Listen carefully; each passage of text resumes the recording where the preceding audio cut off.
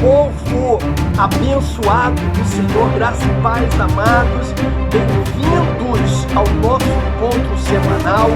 Nós estamos falando sobre os dons ministeriais, né? Falei sobre os apóstolos, falei sobre os evangelistas e hoje nós vamos falar sobre os pastores, né? O título da nossa lição é O Ministério de Pastor. O nosso texto bíblico, irmãos, está no Evangelho de João, capítulo 10, 11 ao 14. Depois, nós vamos pular para Tito, capítulo de número 1, do 7 ao 11. Depois nós vamos pular para 1 de Pedro, capítulo 5, e vamos ler do versículo 2 ao versículo de número 4. Então, no nome de Jesus, abra sua Bíblia, né, ou ligue, abra sua mente e, sobretudo, meu irmão, abra o seu coração. Evangelho de João, capítulo de número 10, do versículo 11 ao 14, diz assim: Eu sou o bom pastor. O bom pastor dá a sua vida pelas ovelhas, mas o mercenário, que não é pastor, de quem não são as ovelhas, vê vir o lobo e deixa as ovelhas e foge, e o lobo as arrebata e dispersa. Ora, o mercenário foge porque é mercenário e não tem cuidado das ovelhas. Eu sou o bom pastor, conheço as minhas ovelhas e das minhas sou conhecido. Pula aí para Tito, capítulo 1, do 7 ao 11, meu irmão, diz assim, ó: Porque convém que o bispo seja irrepreensível como despenseiro da casa de Deus, não soberbo, nem iracundo, nem dado ao vinho, nem espancador, nem cobiçoso de torpe ganância, mas dado à hospitalidade, amigo do bem, moderado, justo, santo, temperante, retendo firme a fiel palavra que é conforme a doutrina, para que seja poderoso tanto para admoestar com a sã doutrina, como para convencer os contradizentes, porque há muitos desordenados, faladores, vãos e enganadores, principalmente os da circuncisão, aos que convém tapar a boca, homens que transtornam casas inteiras, ensinando o que não convém por torpe ganância. Agora pula aí 1 de Pedro, capítulo 5,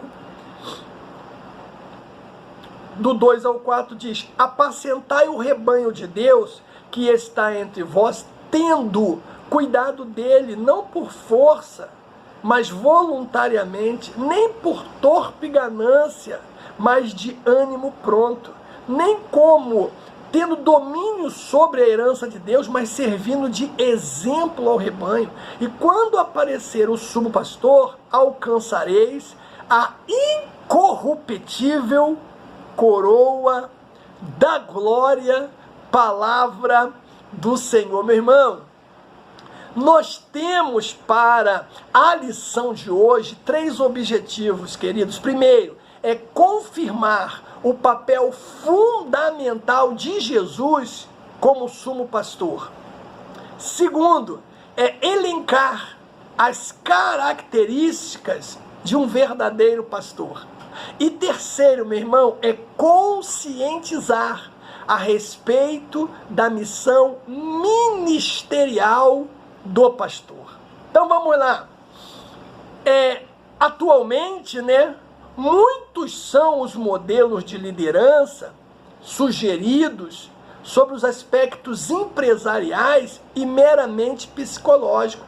Porém, irmãos, o modelo de liderança para um pastor cristão deve estar centralizado sobre o de Jesus Cristo.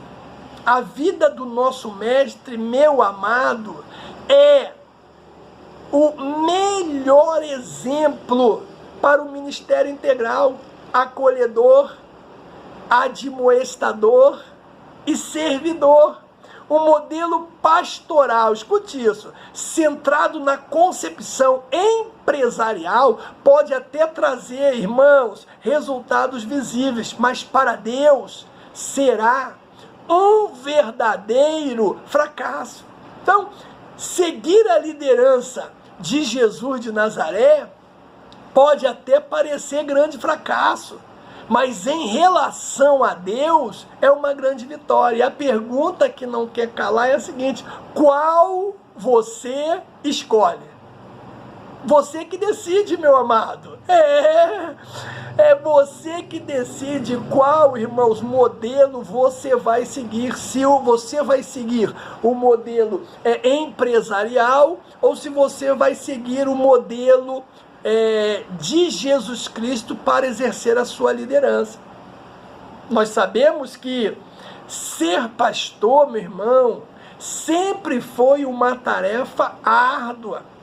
Muitas são as demandas, internas e externas da igreja local, entre elas o cuidado com as pessoas do rebanho, visita a enfermos, questões relacionadas à administração eclesiástica, e o constante desafio de se dedicar à oração, à pregação e ao ensino da palavra de Deus.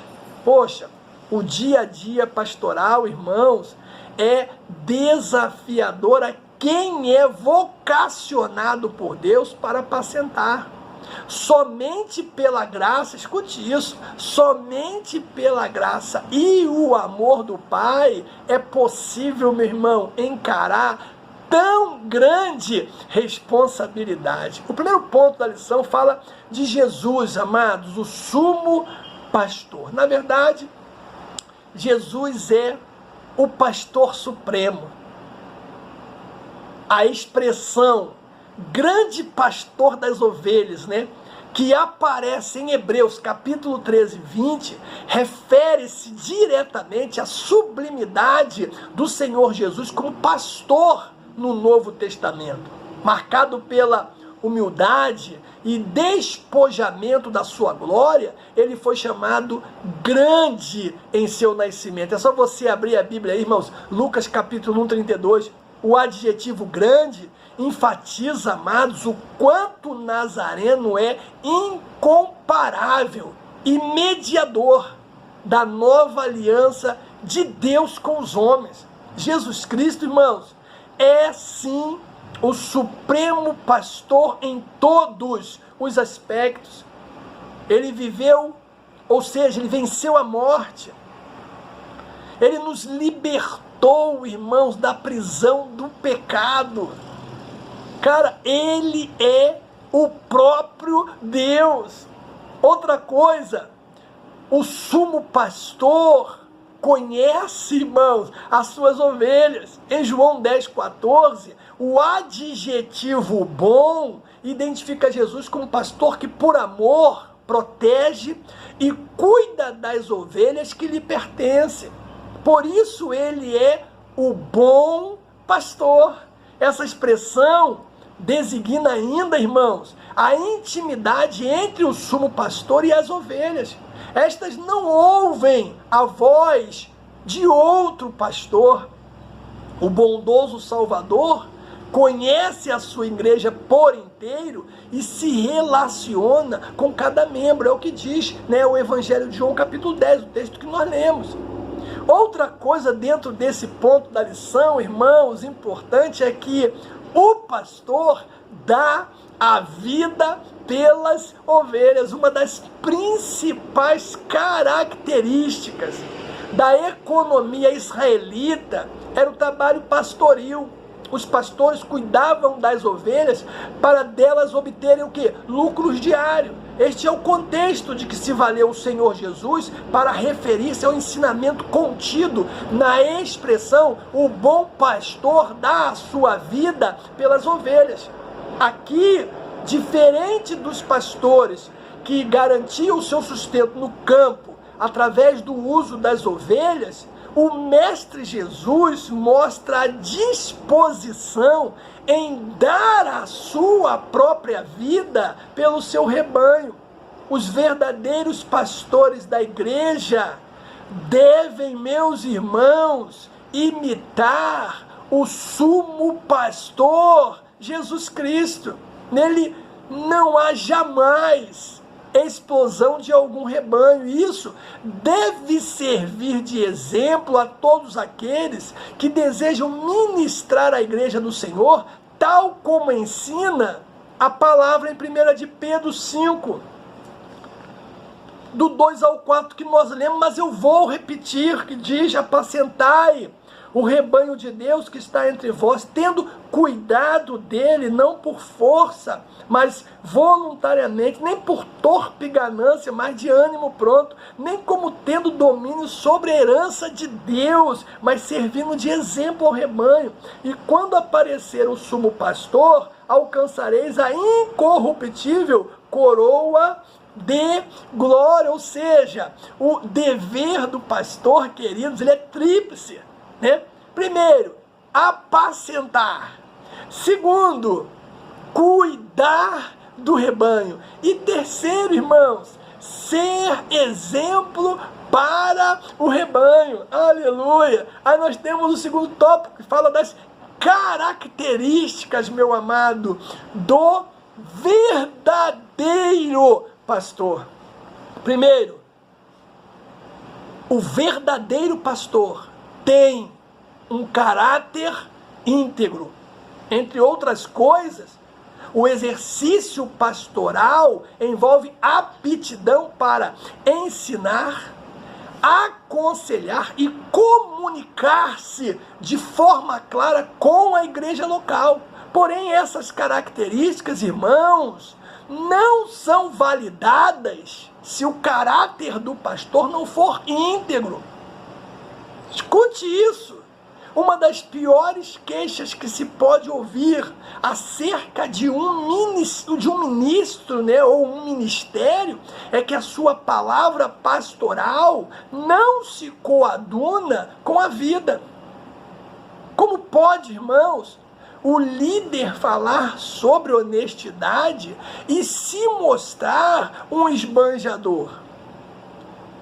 Como pode o líder palestrar sobre relacionamento conjugal se o relacionamento dele é uma porcaria?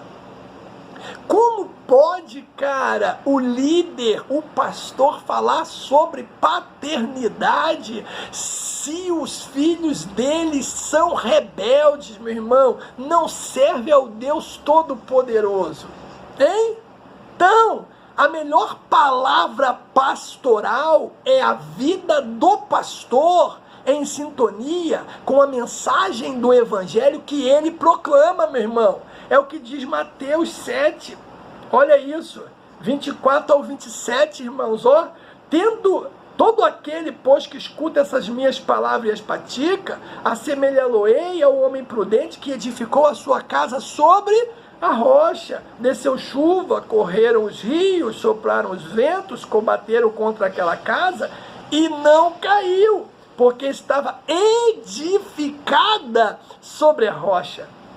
E aquele que ouve estas minhas palavras e não as cumpre, compará-lo-ei ao homem insensato que edificou a sua casa sobre a areia. Desceu a chuva, correram os rios, sopraram os ventos, combateram aquela casa e ela caiu, e foi grande a sua ruína. Agora olha o que diz, irmãos, Mateus 23, deixa eu ver se é isso, 23, versículo de número 2. Versículo 3, observai, pois, e praticai tudo o que vos disserem, mas não procedais em conformidade com as suas obras, porque dizem e não praticam. Agora pula aí para o versículo 36 ainda de Mateus 23. 36, olha o que diz. Em verdade vos digo que todas essas coisas há de vir sobre esta geração. Então, irmãos, a melhor palavra pastoral, guarde isso, é a vida do pastor em sintonia com a mensagem do evangelho que ele proclama. Outra característica do pastor, irmãos, é ser exemplo para os fiéis e os infiéis. O texto bíblico ali de 1 Timóteo, né, capítulo 3, 2 e 3, afirma que o bispo, meu irmão, não deve ser dado ao vinho espancador, contencioso, cobiçoso de torpe ganância ou avarento. A recomendação é que o obreiro, meu irmão, seja moderado. A igreja, o corpo de Cristo, precisa contemplar em seu líder sinais claros do fruto do Espírito, meu irmão, tais como autocontrole, mansidão, bondade, amor. Estas características denotam idoneidade moral e maturidade espiritual. A mesma postura moral que o pastor atesta aos fiéis deve ser demonstrada igualmente, meu irmão, aos infiéis. 1 Timóteo, capítulo 3, versículo 7 diz: convém também que tenham bom testemunho dos que estão de fora, para que não caia em afronta e no laço do diabo. Outra característica é exemplo para a família, meu irmão. Oh, meu Deus do céu, não podemos esquecer que antes de ser exemplo para a igreja local e com os de fora, o ministro do evangelho, em primeiro lugar, meu irmão, deve ser exemplo para a sua própria família, sua primeira comunidade de igreja, governar a própria casa com modéstia, equilíbrio, criando filhos com respeito, como diz Paulo a Timóteo na primeira carta, né, capítulo 3, versículo 4. É o testemunho, meu irmão, que toda família cristã deseja experimentar na convivência sadia com o pastor, que é esposo, que é pai e que é avô.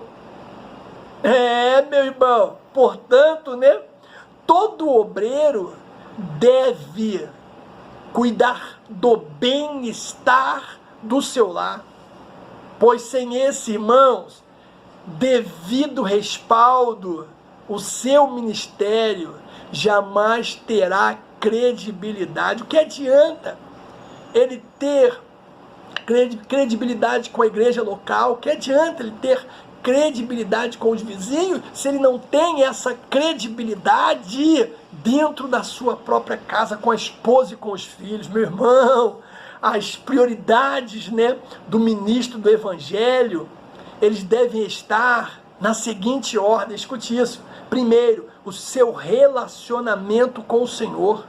Segundo lugar, o seu relacionamento com esposa e filhos. E em terceiro lugar, seu ministério e trabalho. Eu quero que você me acompanhe em alguns pontos, meu irmão, de especial interesse no campo dessas três prioridades. Vamos lá.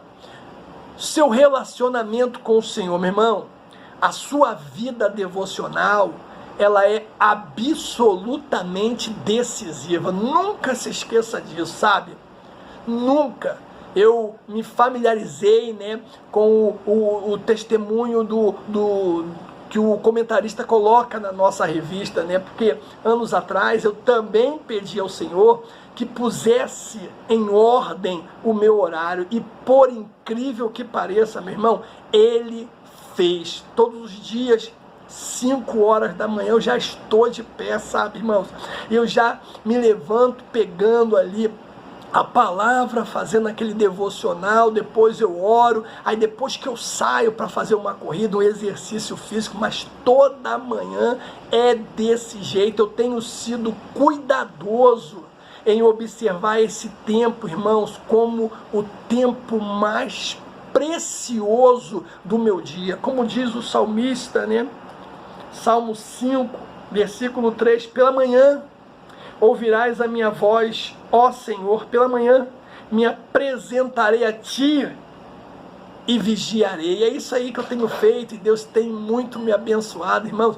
O seu relacionamento com esposa e filhos, meu irmão, alguns ministros, né, ficam tão ocupados que eles conseguem negligenciar as necessidades emocionais, alimentares e outras carências da família.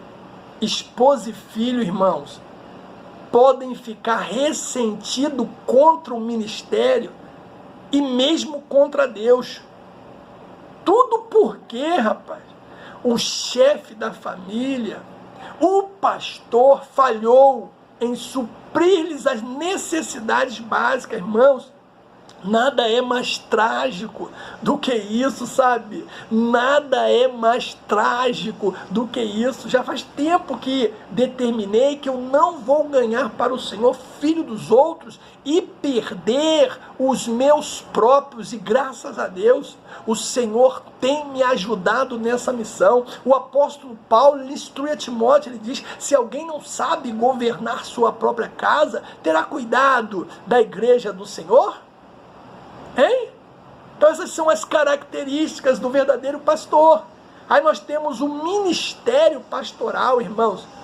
A missão do pastor, o termo pastor vem do grego poimen. No Novo Testamento tem o significado de que apacentar as ovelhas. Então, de acordo com essa definição, nós podemos afirmar que a principal missão de um ministério é cuidar das pessoas que recebem a Cristo como Salvador. Cuidar como? Dando alimento espiritual, amados, através do ensino da palavra de Deus. Como nós encontramos no livro do profeta Isaías, Isaías 40:11. O verdadeiro pastor cuida das ovelhas com zelo, amor, compaixão, entregando-se totalmente às suas demandas. Na verdade, é uma missão assim, polivalente, né? A missão pastoral também é múltipla, porque o ministério envolve o que, irmãos? Ensinamento, aconselhamento, evangelização, missões, bem como a pregação expositiva da palavra de Deus, né? Que é, na verdade, o seu mais importante empreendimento. Para além dessas responsabilidades, o pastor age como um bom conciliador e administrador eclesiástico dos bens e recursos humanos disponíveis para toda boa obra da igreja local. Estar sob seus cuidados, né? Está sob o cuidado do pastor a gestão eficiente, né, honesta dos bens materiais, patrimoniais e das finanças da igreja. Aí nós temos o cuidado também com os falsos pastores, irmãos. Deus levantou Ezequiel como profeta de Israel e ordenou a ele que repreendesse os pastores infiéis da nação. Você lembra disso? O Altíssimo considerava, né, como falsos pastores o que apacentavam a si mesmo e não as ovelhas. Ezequiel 34. Aqueles que exploravam o rebanho e não o poupava. Ezequiel 34.